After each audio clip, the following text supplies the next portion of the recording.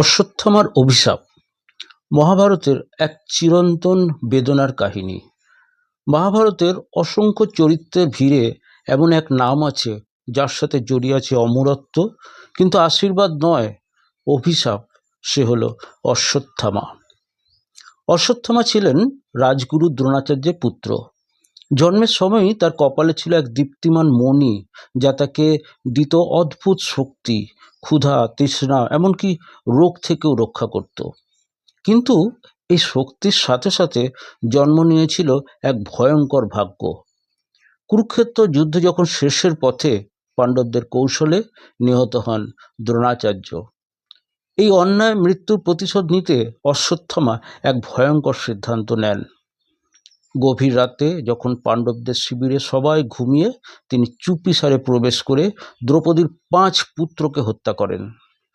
তারা ছিল নিরস্ত্র, অসহায় ও এক নির্মম কাপুরুষিত হত্যাকাণ্ড। এই পাপের জন্য শ্রীকৃষ্ণ অশ্বত্থামাকে দিলেন এক ভয়ঙ্কর অভিশাপ।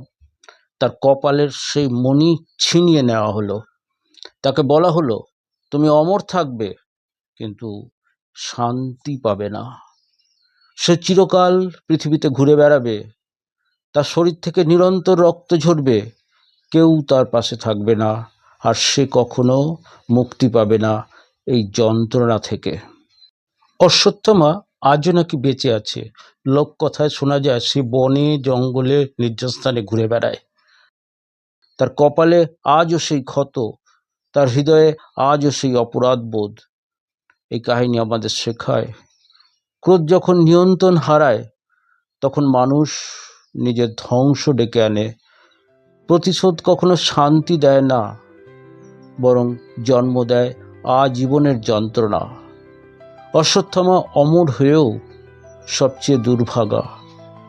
যদি এই কাহিনী আপনার মনে কিছু ছুঁয়ে যায়, তবে ভিডিওটি লাইক করুন, শেয়ার করুন আর সাবস্ক্রাইব করুন।